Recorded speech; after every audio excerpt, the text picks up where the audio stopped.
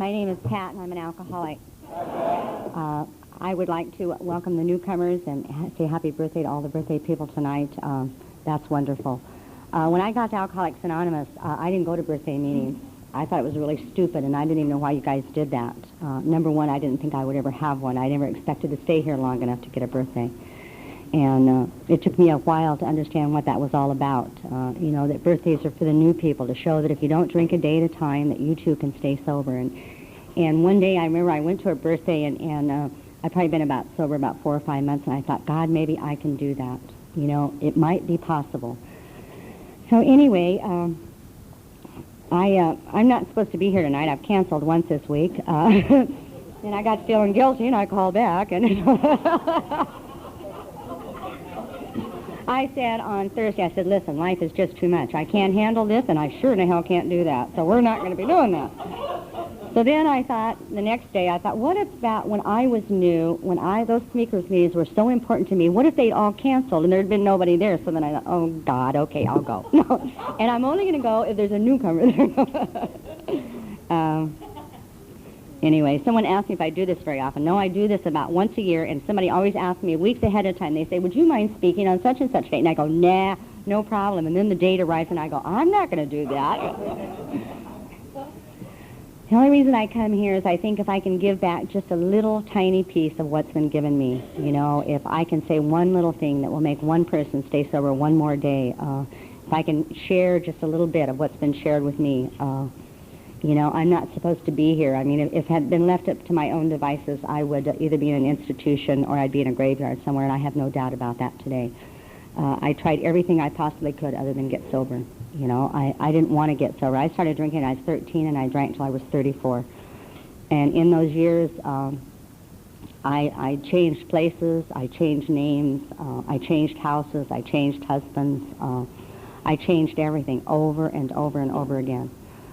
Just to find, you know, where I thought I could drink successfully, because I was never going to give up my drinking, and I really meant that. To me, it was the magic of what made me okay, and it was the magic that made me be able to stand in a group of people and to laugh and to enjoy life, and I really thought that was the magic, you know. And I said for many years, if it was still working, I'd still be doing it, and I mean that today. If it had worked one more day, I would have done it. I came here in 1976, and I came here with everybody in the world gone. I was an absolute pathetic mess. I was laying on the floor, and I had puke in my hair, and policemen standing over me, and my son was telling everybody that I was an alcoholic. And you would have thought I would have came here elated that there was an answer to my problem. And yet I came here with arrogance and saying, I don't want what you have. And I believe I'm probably one of the greatest examples of half measures. So if you listen real carefully, you may not have to do what I had to do. You know, to me, my past is my greatest asset. My drinking is my greatest asset. I don't regret a day today. I don't feel sorry for it. I don't regret anything I've done. I've made my amends, and I've forgiven myself, and I know God has forgiven me. And I just don't regret that stuff anymore. Today when I share it, it's only to help another person. And it's like I'm talking about somebody else today. It's not like I'm talking about myself anymore, you know. And when I got here, every time I would start to tell a little bit about what I was like, I would start crying because I felt so awful about me, you know. I really know what hell looks like. And I believe if you're an alcoholic, I believe you all know what hell looks like, because I certainly did. There was only one movie I could relate to when I got to Alcoholics Anonymous, and that was Snake Pit. And I knew how she felt when she was standing in that hole screaming. That was me, you know. I was standing in a hole screaming. And I remember somewhere along that period of my life where I saw Snake Pit, and then I saw that other, it was The Lost Weekend or something other, and I remember that an Alcoholics Anonymous meeting scene in that, and I thought, I wonder what that would be like. You know, and it was just a fleeting glimpse at that moment when I was watching that movie, and I thought, if I ever get that bad, I'll do that. And I don't know how much worse I had to get. Like I said, I was pretty bad when I got to Alcoholics Anonymous. I had music coming out of the walls, which I really liked, and I thought if I, you know, I mean, it was really nice music, you know, and I remember going around and I'd check all the radios, and all the radios were off, and I thought, my God, if I could just write music, I'd get rich. And I thought maybe I was getting in tune with another dimension. I didn't know, you know. And then I had this little hideous man who sat on my dresser. It just scared the hell out of me. You know, I'd lay down at night and he'd get up on my dresser and he was just sitting and grin at me. And, oh, God, it just scared me constantly, you know. And I had spiders zooming down from the ceilings, and that was fun. And I mean, like I said, I was an absolute mess, but I had an excuse for everything. I decided those were wide-awake nightmares, you know. And they looked like a nightmare to me, and I was wide awake. And then I decided to blackout was when you just did something really rotten that you didn't want to remember, and you just conveniently forgot it. So that was a blackout. So like I said, I had an excuse for everything. I cannot believe that I'm still here today, and I cannot believe that I'm still sober. That just to this very day blows me away. I don't think I've taken my sobriety for granted for years. I spent 2 years in Alcoholics Anonymous not doing what the people suggested here because I didn't think you were too intelligent. And I thought, well, you guys may want to do that, but I'm not going to do that, you know. And so consequently I had to go drink one more day, and I had to try one more suicide attempt, and God spared me one more time.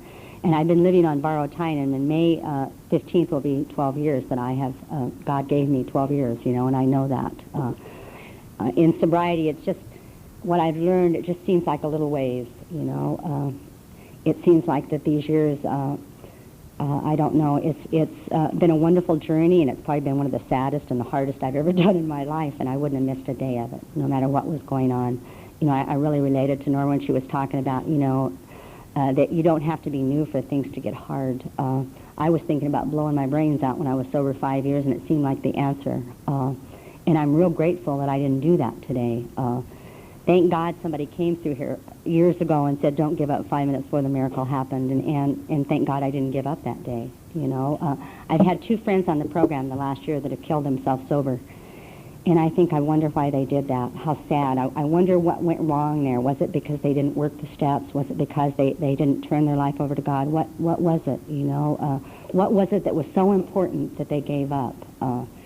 You know, and that just brings me back to our disease and how serious this is. And I laugh a lot. People get mad at me. I'm from Aurora Grande, and that's my home group. And they get mad at me because I'm always laughing, you know, and they don't think I take my program too seriously. To me, I'm just delighted that life is here today, you know. I take it very seriously. I know it's a serious program, you know, but I believe that God has spared us, and I really believe that life's to be enjoyed today. I don't think he got me sober to kick the shit out of me, and although it seems like it sometime, and it feels like it, you know, I had to find out who the kicker was, and it was me, and I swear to God, I thought it was God. I mean, I kept blaming him, you know, and every once in a while today I say, well, he's doing it again, you know, and then I do a little inventory, and I go, well, maybe I did put myself in this position to get like this. So anyway, well, for the new people, I will tell you a little bit what I was like. Like I said, I started drinking when I was 13. I quit school when I was 14. I went to work, and I got married when I was 16 because that was the answer. And, of course, I married an alcoholic. Everybody I knew drank. And the time I was 18, I had a baby, and I was getting a divorce, and I was in a doctor's office, and I was telling him what I did when I drank. And he says, well, do you bite your nails or do anything weird like that? And I said, nope. You know, I said, I just, every once in a while when I get drunk, I go off the deep edge. And I said, I try to kill people, and I smash up my car, and every once in a while the policemen arrest me, you know. So he says, well, he said, he says, you're just like one of those people that, you know, you're like a pressure cooker. And I said, yeah, that's me. And I said, it builds up and it builds up. And he says, and every once in a while you have to let steam off. And he says, so really you don't have to worry about it. And he says, and you are rather uptight, and you are having a hard time with life. And he fully agreed with me. And so he sent me out the door with this little bag of pills. And he says, now you're going to be one of those people that's going to have to take these the rest of your life. So I went outside at 18 years old with my little bag of pills and loaded with the fact that I could drink just like I wanted to and take these pills, and I was going to be just fine. And I went out and I told the world, you'll just have to put up with me because this is what I do once in a while, you know. And from that point on, nobody was going to stand in front of what I did. After that, I decided, well, probably what I need is I knew I needed another husband. So I went down to the local bar where I always found them, and where else are you going to find them? You know, I don't know where to find them. I mean, I didn't go to church, let's get serious. They didn't look like they were having any fun over there, you know. So anyway, I went to the local bar, and I met a gentleman a little bit older than I was, and he had quite a bit of money. And I thought, now this is the answer, plus he owned a bar. And I thought, I mean, what more could you ask for, you know? I lived in Portland, Oregon. I was 18 years old. I could go to the bar anytime I wanted, and nobody would ask me for my ID.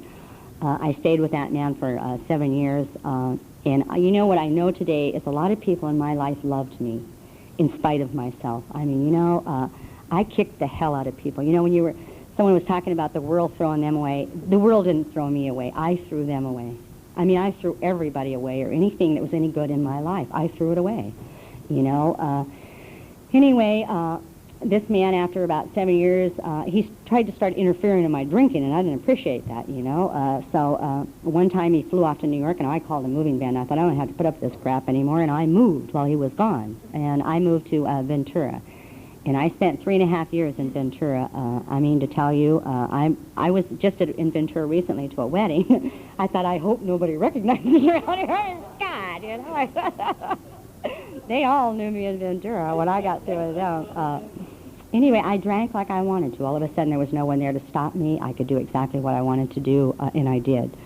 I finally ended up...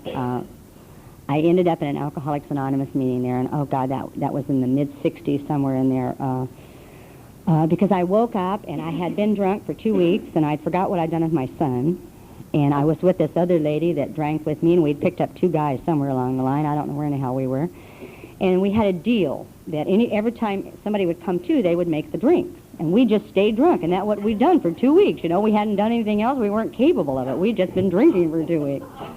So I came to, and I was about 26 years old, and I looked like I was 50, and I started crying. I thought, I've got to do something about this. You know, so I went off to Oxnard to an Alcoholics Anonymous meeting. I snuck in the door, and I sat down, and it was a small group, probably as big as this table here, and they all shared, and we got around to this one lady, and she was an ex-hooker.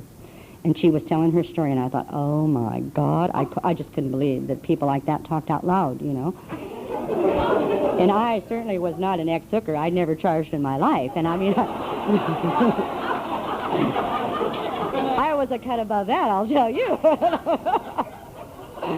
So anyway, I left that meeting, and she followed me outside and said, you know, would you like to talk? And I said, no, I wouldn't. I said, I'm not really an alcoholic. I said, I just drink a little too much, and I said, I'll be just fine. So I went home, and I didn't drink for 30 days. And at the end of 30 days, I went down to the local bar on the beach, and I interviewed the bartender. Of course, he wasn't married, and I decided what I need is another husband. And I married the local bartender, you know. That bartender was wonderful. It took me about 4 years to fix him up and get him in the job he should get into, you know, where he could make enough money so I wouldn't have to work. And he was not only an alcoholic, but he just did a lot of covering up for what I did. He protected me. I mean, if he'd have protected me one more day, I wouldn't be here today, and that's the truth. I mean, I really know that today. Anyway, I finally got to the point where I didn't have to work anymore because I couldn't work anyway. I'd stay at a job about 6 months, and then I wouldn't like their attitude, and I'd tell them to shove it, and I'd leave. And so I convinced him that I shouldn't work, and I just partied, you know. But anyway, I stayed with that man until I got to Alcoholics Anonymous, and of course I left him because he was the problem. I knew what the problem was. And the problem was I lived in Fountain Valley, and it was a cement jungle, and if I got away from there, I'd be just fine. And so I called a moving van. I was always calling moving van. And off we went to Morro Bay. And I was going to be different when I got in Morro Bay. I didn't know anyone there. Everything was going to be fine. I lasted 2 hours before I ended up in the local bar, Rose's Landing. And I guess I took all the local drunks home with me that night, which I always did because I never wanted to go to sleep. I wasn't one of those lucky people that passed out. I loved you alkies that passed out. Now, I thought that was an alcoholic. If you drank and passed out, I knew you were an alcoholic, but I wasn't. I never passed out. So anyway, but I thought I wish I would sometimes because I wouldn't get in so much trouble.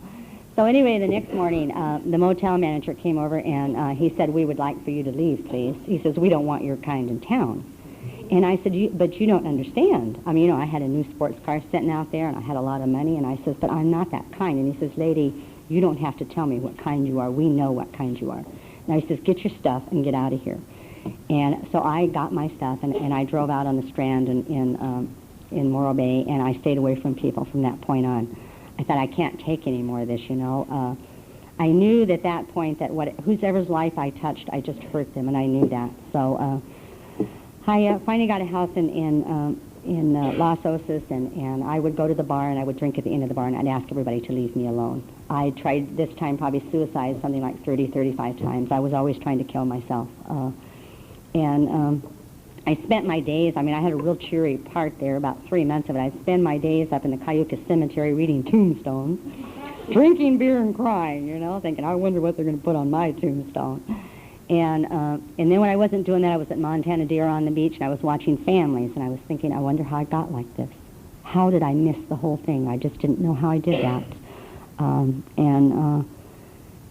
Like I said, towards the end, I would drink, and I would be in a blackout within a matter of minutes, and I wouldn't remember anything till the next day, and I drove everywhere at 100 miles an hour. I bought a sports car, and I called it my steel coffin, because I knew I was going to die in that car, and I knew I'd probably take somebody with me. I just didn't care, you know. So anyway, I finally, like I said, that morning that I woke up on the floor, and in those days, I didn't believe in God. I tried God for about 2 weeks. I'd gone to church down south, and it didn't work. I'd gone and asked God to remove my drinking, and he hadn't done that. I'd gone to a psychiatrist. They told me I was just off the deep edge, and I believed them. But somewhere in that insanity, I had screamed out. And I remember a couple of times, I would come out of this fog, and I'd be screaming to God, help me. And evidently he heard me, and that's all I can think of today, is even though I didn't believe in God, evidently he heard me. And when I came to, I got up off that floor that morning, and my son was standing at the door, and the policemen were standing there that I had called, and I said, I will never do that again. And I don't know about anybody else here, but I got up off the floor many, many, many times, and I said, I will never do that again. And I didn't mean that. I would mean that for that day, and a few days later I'd be doing it again. And I don't know what was any different about that morning. I got up, and I stayed in my living room all day, and I turned the television on, and they kept having programs to alcoholic women. Now, I don't know if these programs are really on or not, because I've never seen them since. I don't know. They kept talking about Alcoholics Anonymous, and I swear to God, I've never seen anything like that since on TV, and this was in '76, and the AA was pretty underground then, you know. Anyway, somewhere in that afternoon, I went in my bathroom, and I flushed all the pills I owned, and I had about 400 of them that I took every month. I took Elavil, Valium, Soma, and Darvon by the handfuls. Somewhere in there, I went in and I poured all the booze out, and don't ask me why I did that. I have no idea. And the next morning, at 7 o'clock in the morning, I called Alcoholics Anonymous. And this lady asked me to go to her house, and when I got over there, and I didn't care what you guys were by that time. I thought, it doesn't make any difference to me, I'm just going to go. So I got over there, and she was a mess, I'll tell you. Well, come to find out later, she'd been sick, and that's why she was such a mess. But anyway, she sat there, and she talked to me all day, and she took me to a meeting that night in Los Osos, and I sat there, and they called on me, and I said, everything in my life is gone. And I started crying. I couldn't say anymore, and they smiled, and they said, keep coming back. And I was so impressed, because nobody had told me to come back for a long time. In the inn there, when I would walk into a bar, they would call the policemen, and one would get on each side of me, and they would get me underneath my arms, and they would shove me out in the street, and they'd say, stay out of there. They don't want you in there. So nobody wanted me anywhere towards the end of my drinking.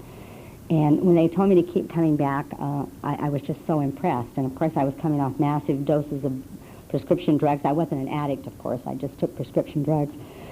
And I, like I said, I was just a mess. And I didn't believe those people were alcoholics, but I was so lonely. And I think alcoholism is such a disease of loneliness. I mean, the loneliness was absolutely overwhelming to me. And I kept coming back, and it was on a Monday, and I wanted to know what we were going to do about Friday, because I always got drunk on Friday. And they said, don't worry about it. Just don't drink today. And I thought, that doesn't make any sense, but okay, fine. You know, and it got around, and I didn't drink. And I think I put about 30 days together before I started running my games. And then I thought, you know, I know what these people do. They go to meetings, then they have a little drink afterwards. So I started doing that. I would go to meetings, and I'd go out and have a couple of drinks afterwards. And I thought, now this is what you do. You know, you get it together this way. And then I tried little control pot smoking on the side, because I was really uptight. You know, I needed something to relax me. Well, needless to say, it was about 4 months where I was in a blackout again, and a couple of people from the program had seen me, so I had to come back and hold up my hand and start over again. I wish I could tell you that I came here and I did the steps and I did exactly what you suggested. I didn't. Like I said, when I told you that I'm a great example of half measures and what they get you. When I came back, I thought, well, okay, I won't drink and I won't use drugs. I'll come to the meeting. So I went to 2 meetings a day whenever possible. In fact, I didn't do anything else. I didn't work. I didn't do anything for a year. I sat in the Alano Club in San Luis Obispo and didn't do anything. I talked about getting a job. I didn't do it. I talked about a lot of things that I didn't do, you know. And somebody come to me and they'd say, what step are you working? And I'd say, well, I'm doing 8 today. And they'd kind of look at me and say, well, okay, just keep coming back. And then I got to the point where I was led all the meetings. I decided if I wasn't leading the meeting, you weren't going to get it. So it got so bad that some of the old-timers would walk in the door and they'd see me. I was leading the meeting again, and they'd go, oh, shit. And they'd turn around and they'd slam the door and leave. And I thought, if they don't get back in here and hear what I have to say, they're not going to make it, I was just crazy. I got me an Al-Anon friend, and I got her moved in with me. She was my roommate, and so I'd go to meetings. She'd go to Al-Anon meetings. I'd go to meetings, and we'd go to Trader Nick's after the meetings at night and listen to music, you understand? I mean, we weren't going to drink or nothing, and we were just going to listen to music. Well, that lasted about 6-7 months before I felt like I had 2 heads. And of course, by that time, I'd found my future husband in that bar, like I'd always done. Nothing had changed about me. It says when we come here, we have to change, and we have to change everything about us. And the only difference between me then and after I got sober was the fact that I didn't drink. In fact, my son told me that. I'd been sober about a year, and I was so proud of myself. I didn't drink or use drugs anymore. And I was correcting him on his drug use, and he says, I says, just look how great I am. I don't drink or use drugs anymore. He says, yeah, but what's different about you, he said. And, of course, I slapped the little sucker. I thought, you can't talk to me that way, Now, I'm really great. And anyway, when I found that future husband in that bar, I hadn't worked the steps, and that's the truth. This is the way I did the steps. I thought, well, okay, maybe I'm powerless over alcohol. My life's not unmanageable, though. Now, I could prove that. I could prove that I had been born in poverty and lived in cotton fields, and when I got to Alcoholics Anonymous, I was not living in a cotton field, I'll tell you. So now you can't call that unmanageable. And as far as coming to believe that something greater than myself could restore me to sanity, I didn't need that. I wasn't drinking, so I wasn't insane. Made sense to me. And I thought, okay, we make a decision, turn our will over to God. Whoever that is, fine. I didn't want to do a written fourth because it took too long. I was too busy running around. So I went and I found one of the local members of AA that had been locked up in Psycho, and I went and got her out of Psycho, and I took her home with me that night, and I said, I'm going to tell you my 5th. Well, I knew she wouldn't remember because she was too far gone,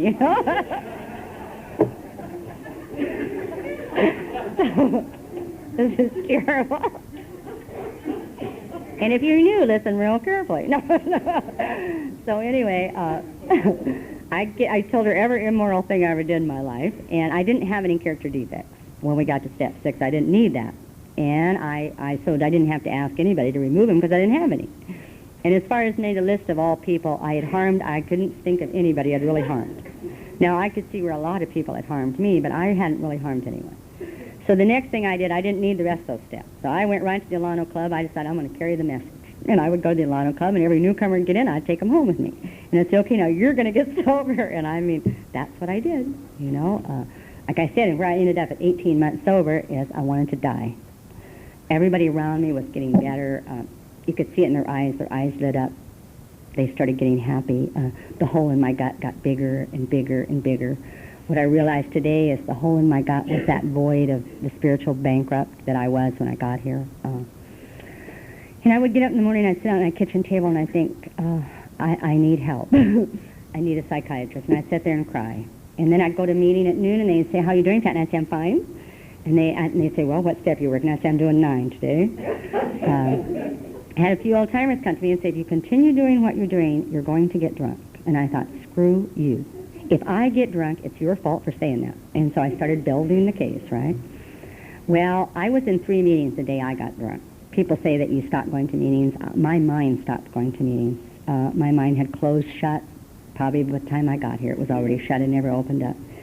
And during that first year of being sober, my dad died, my brother died, my dog died. My son flipped out on drugs, and I lost my dream home. I was ripped of everything within 1 year. And I'd go to meetings, and I'd say, do you know what just happened today? And they'd say, well, it's going to get better, And then a couple of months later, some other horrendous thing would happen. They'd say, it's going to get better. And I thought, my God, these things never happened to me when I wasn't drinking. I thought it must be because I'm not drinking. I couldn't figure it out, So anyway, when that final death happened around my first year birthday, my sponsor took me off to a doctor because I was literally flipping out, and he told me I was going to have to go back on prescription drugs. I remember coming home, and I threw those drugs across my bed, and I'm sitting there crying, and I said, how come everybody else out in Alcoholics Anonymous doesn't have to do that? Why do I have to do this? Why is it that everybody else walks through things and I can't? And I thought, all I could think of is because I was different than you. I was constitutionally incapable. And I latched on to that part of the big book that says that some are constitutionally incapable. And I thought, that's me. I can't do it. So anyway, I took those pills for a couple of days, and I thought, I can't do that either. But I kept them for Sunday. So the night I left Cayuca's meeting one night at 8 o'clock, or I think the meeting had been in session about a half an hour, and I left there, and I drove home, and I had a bottle of brandy there, just in case you had company that might want to drink, you never knew, you know. So I had a bottle of brandy there. I poured a big glass of brandy, and what happened that moment when I drank that brandy is everything that had ever happened to me in that 19 months, like, just vanished, just like that. And I didn't know if it had been a dream. I didn't know if Alcoholics Anonymous had really happened. I didn't know if I'd really not drank for 18 months. I didn't know.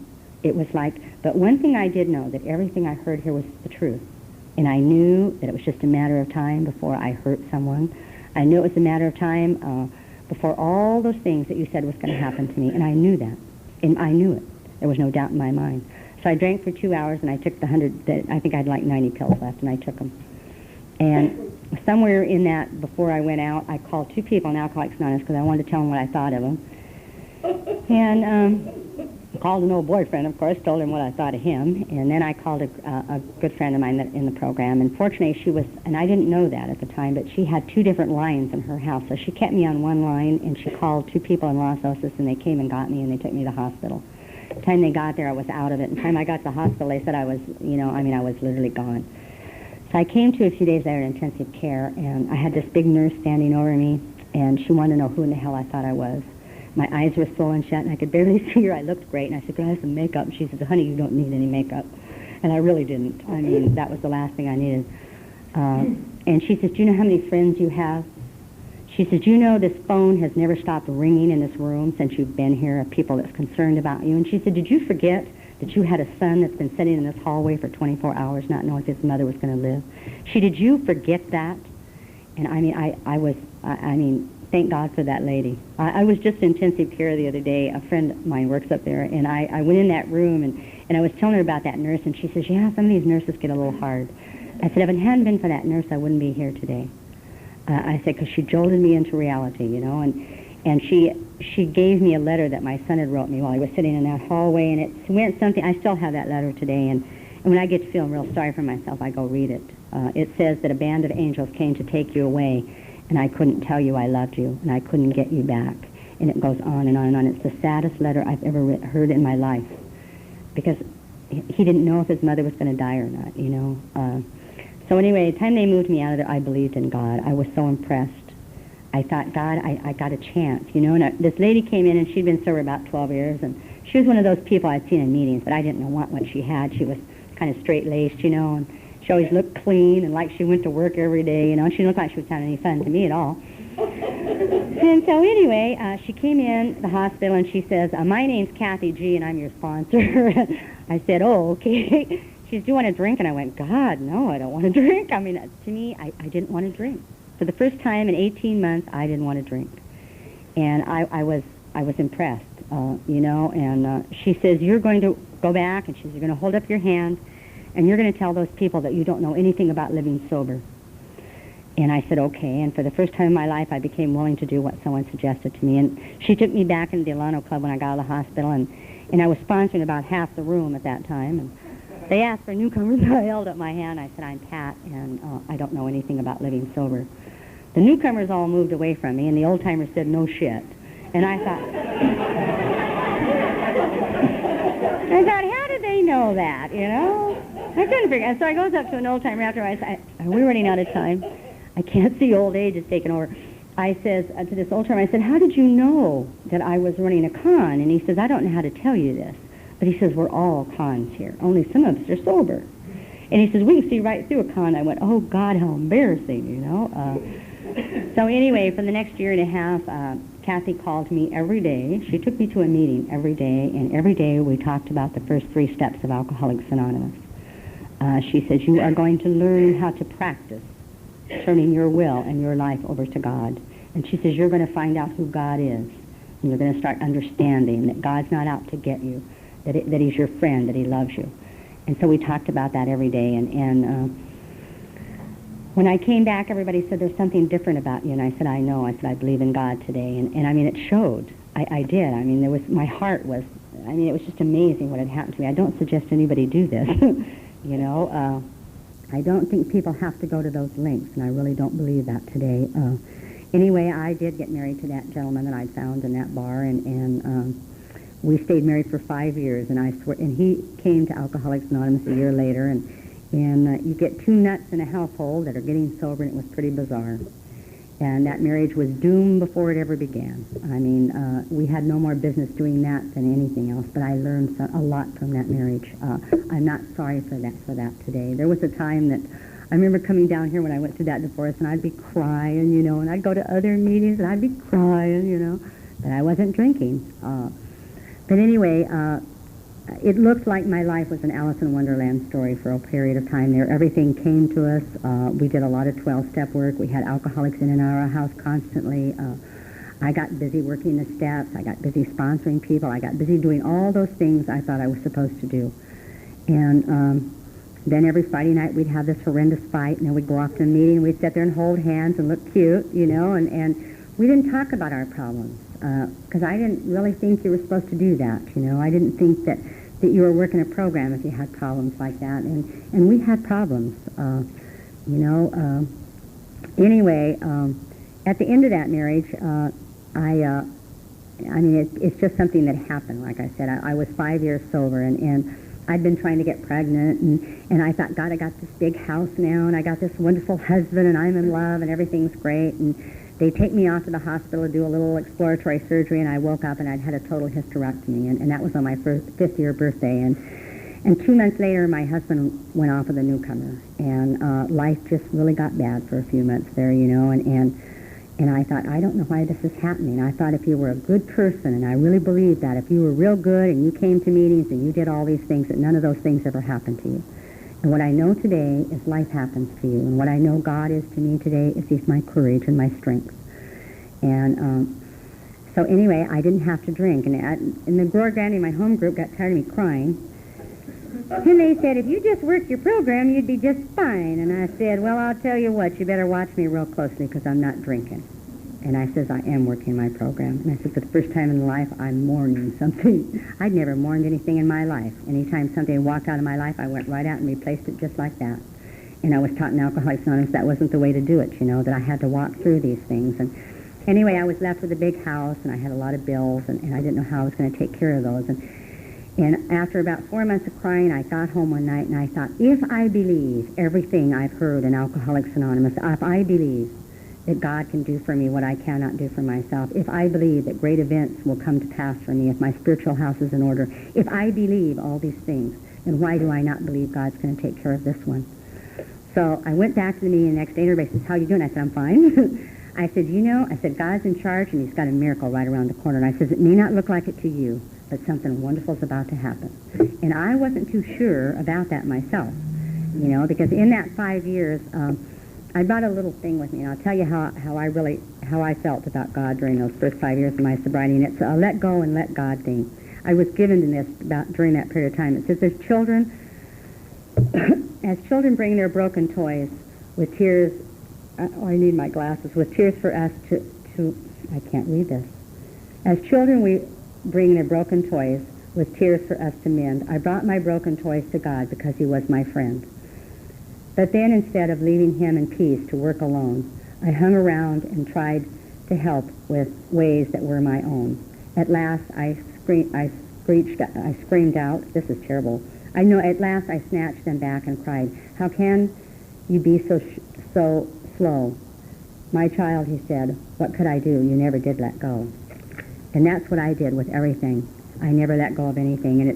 And you know, I found that it's really wonderful to understand God, but more than anything, what it's wonderful to do is to trust God. And what I had to do is I had to start trusting him with my life because I couldn't think of anything left to do. There was one thing in my life I could do. And so anyway, a few months later, I was staying in a meeting and somebody suggested that I come to Santa Maria and get a job at the newspaper here, and I'd never done that before in my life. And I said, I can't do that. And they said, well, why don't you just get up and show up and suit up and try it? And I said, well, okay, So someone suited me up, and I came down here and I put my application in. That was a little over 6 years ago, and I'm still at the same job. I was able to keep my home. I didn't lose anything. What I gained was I gained a great trust in God. I know today that no matter what's going on in my life, even though I don't like it, whenever I let go and let God, wonderful things come to pass.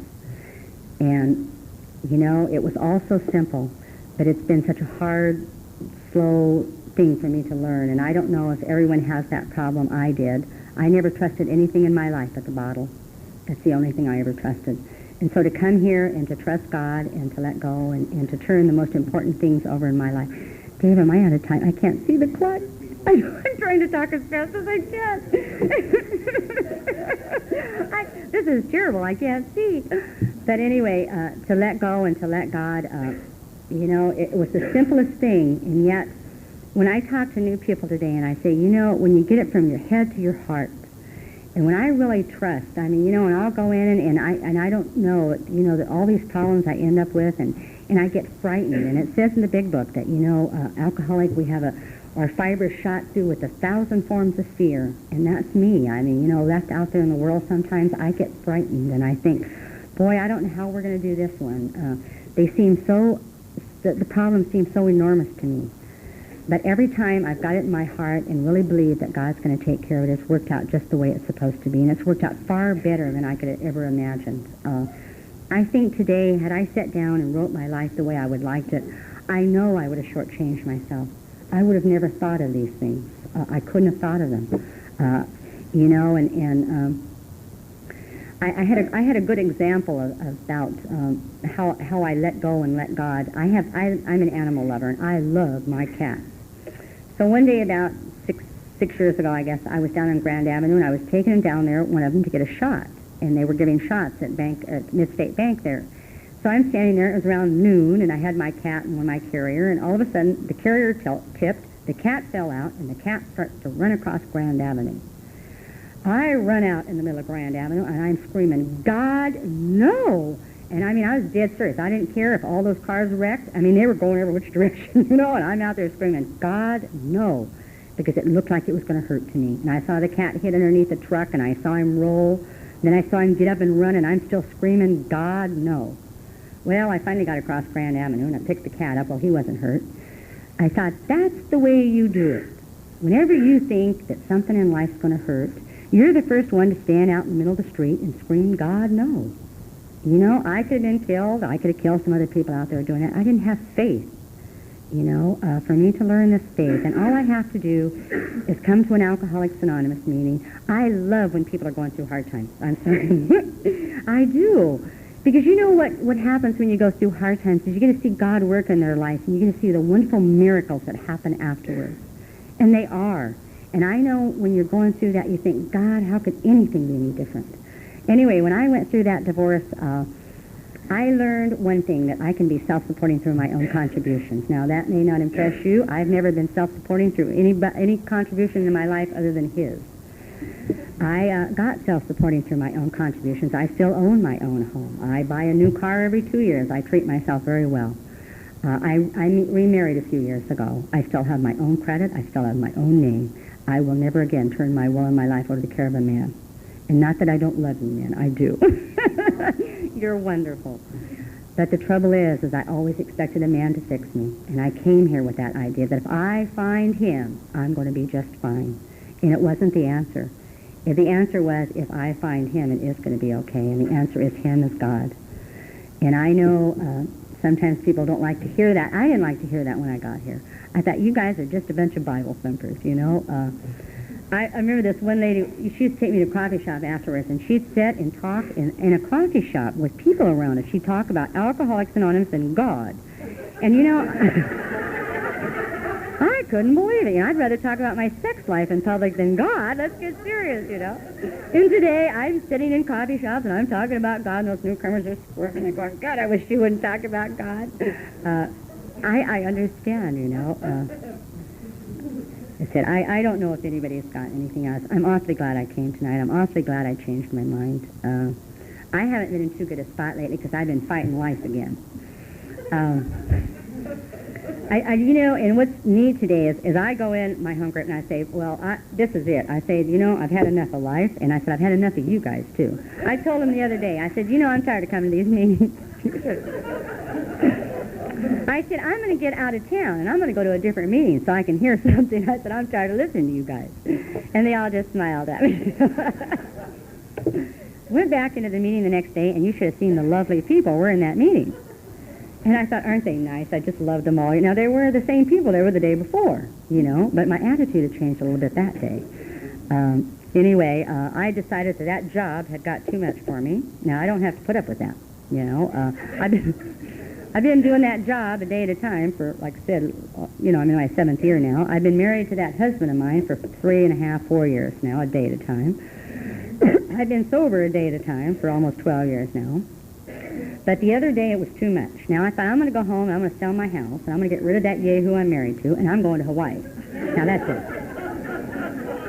Now I don't know why I think I'm going to go to Hawaii. I don't know what the hell I think I'm going to find there. When I first got sober, the first time, I had a suitcase packed. The first year I put 20,000 miles on my car. That's just on my car. That was including the other newcomers' cars we were in. And we always had our suitcases and going somewhere. So one time we all went off to Beaver, Utah to this convention. I got out of that damn camper, and I got out. I'm in Utah, right? And I knew I was going to get away from myself that time. I got out, and there I was. And I thought, son of a gun. I drive all the way to Utah, and here I am. So it's like running off to Hawaii. I know I'd get off the plane, and there I'd be, I had a sponsor that told me, she says, Kat, you can go anywhere in this world as long as you love where you're at. And I thought, okay, I'm going to love where I'm at. And so I just really work hard on loving where I'm at.